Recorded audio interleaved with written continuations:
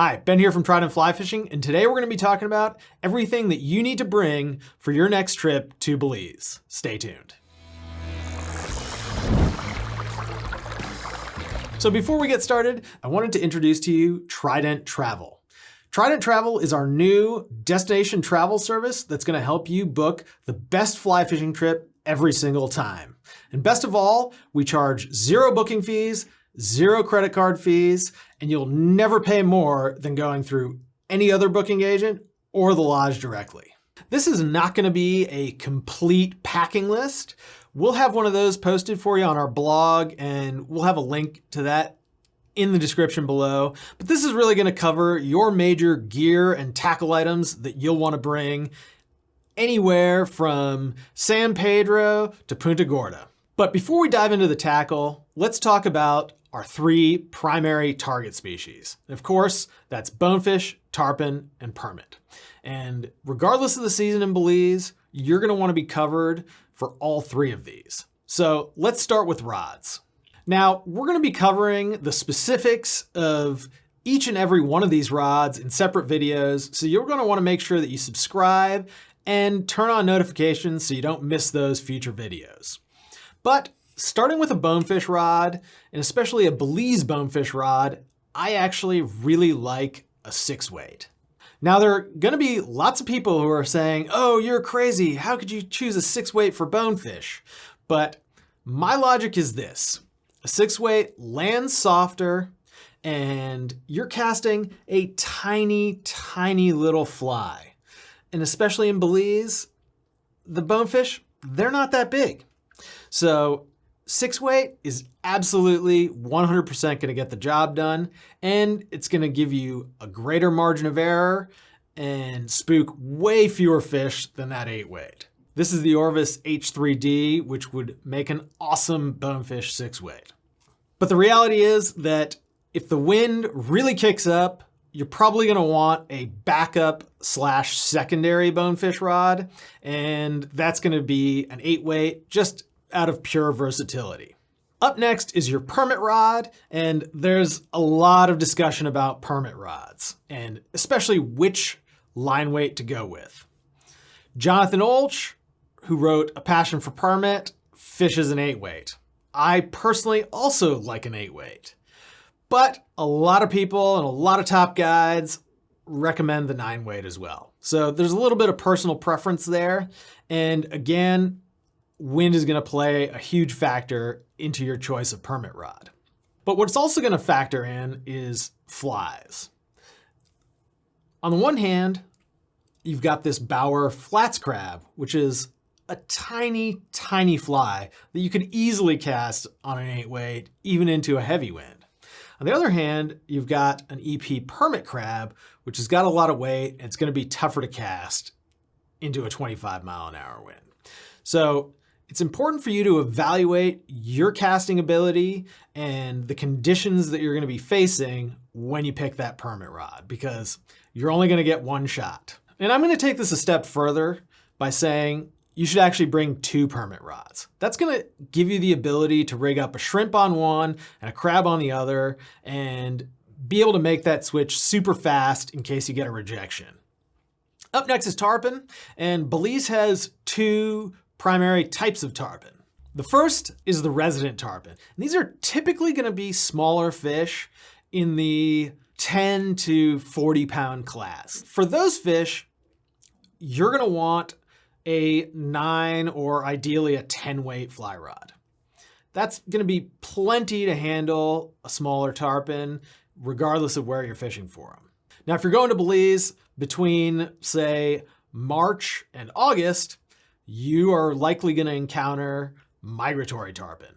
And so these are going to be the big tarpon that you'll see anywhere in movies and the Florida Keys, and they get up to 150, 200 pounds.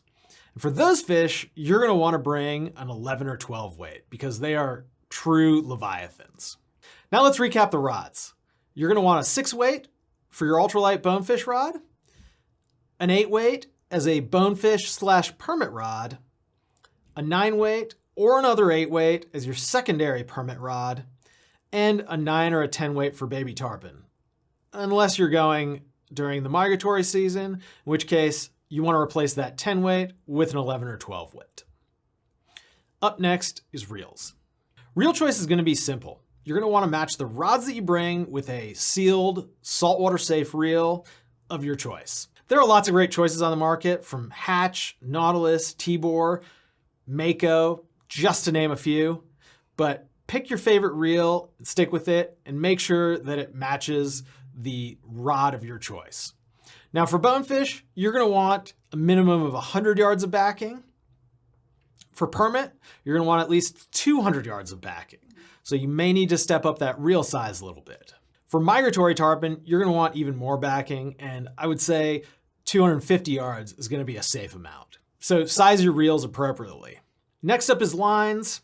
Of course, we already talked about line weights with our rods, so we're going to want to match those up with our fly lines. But starting with bonefish, I really like SA Amplitude bonefish. It's just a great all-around taper. But if you want something that's a little bit more presentation-oriented, Rio Elite bonefish is going to give you that slightly longer head, slightly better for those spooky bonefish. For permit fishing, SA Grand Slam is my absolute favorite all-around line. It's really a do-it-all saltwater line. It just does everything really well. But if you get into a situation where fish are spooky, and again, you want that extra margin of error, Cortland Liquid Crystal Flats Taper is going to give that to you. This is going to be a clear floating line. It casts great, not quite as well as this Grand Slam here, but when you've got a fish that's really tough, like a permit, you can use all the advantage you can get, and this will give it to you. For tarpon fishing in Belize, things are going to be a little bit different than you might be used to in, say, the Florida Keys. Generally speaking, the floating line is not going to be your first choice. In fact, most guides in Belize like a sink tip or even a full sinking line. I like this Rio Leviathan. It's built on an ultra strong core, so if coral comes into play, you're not going to have to worry about it, and this will get that fly down fast. You're fishing in a lot of these troughs that are super deep, and the fish are just hanging out, so you want to get that fly down to them.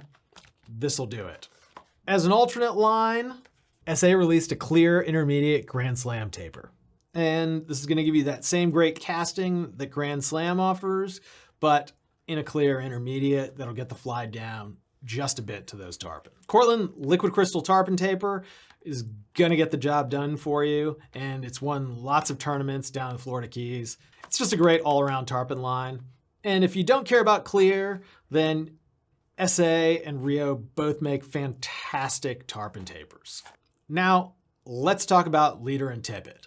Leader and tippet choice is going to be fairly easy for Belize. You're going to want 12, 16, and 20 pound, 9-foot tapered fluorocarbon leaders. And you can choose the brand that you like. I like SA and Rio, but there's plenty of other great manufacturers out there. SA also makes a 12-foot fluorocarbon leader, which you can use if those fish are getting spooky or if you just want that extra margin of error. Keep in mind, it can be a little bit harder to turn over those bigger flies on the 12-foot leaders. And you're probably thinking, 12 is a little bit much for bonefish. And you're right. If you are worried about spooking fish, you might want to have 1 or 2 8 or 10 pound leaders just in case. For tarpon fishing, we also sell a wide range of tarpon leaders that are tied more or less to IGFA specifications. But if you're not an IGFA guy, you can just use straight 60 or 80 pound fluorocarbon. That's going to give you tons of abrasion resistance for those tough mouths. And 80 pound is definitely enough even for those very large migratory fish. Last but not least, don't forget, whatever your leader size is, you're going to want to have matching tippet so you can extend those as needed. And now I'm also going to throw an additional curveball, which is wire leader. And you don't need a lot of these, maybe 1 or 2. And this is going to be great for barracuda, sharks, anything else with teeth. On my last trip, I actually caught a king mackerel blind casting. Who'd have thought? But wire leader definitely saves the day if you see anything like that while you're out on the flats. Now, before we wrap this up, I wanted to talk about a couple of other items that are specific to Belize that you might not necessarily think about if you were going to, say, Mexico or Cuba. First up is flat sneakers, and you're gonna want a hard bottom shoe for Belize, especially if you're going to Turnef, because you will be wading at some point, and the wading is very sharp, and there's lots of stuff to do damage to you. As our cameraman found out when he was stung by a stingray while filming at Turnef, wearing booties. Don't wear booties. Next up, something that's not really specific to Belize, but any saltwater trip, you want a high quality pair of saltwater safe pliers. You really use them more as nippers than anything else, but you'll want something to remove hooks as well. These are fantastic. And last but not least is a pack. And again, going to be for most saltwater trips, but specifically trips where you're gonna be wading, you're gonna want a fully waterproof pack. Sure, they cost more up front, but think about all those dollars in flies that are gonna rust if your pack gets wet. This one here from Fish Pond is a great waist pack, and it's sized really well to stick 4 or 5 fly boxes in, even if you don't wade, just to bring them to the boat. And that's it. That's all the tackle you'll need for Belize. And again, not a full packing list, which we will have in the description below. I'm Ben. Thanks for watching. We'll see you next time.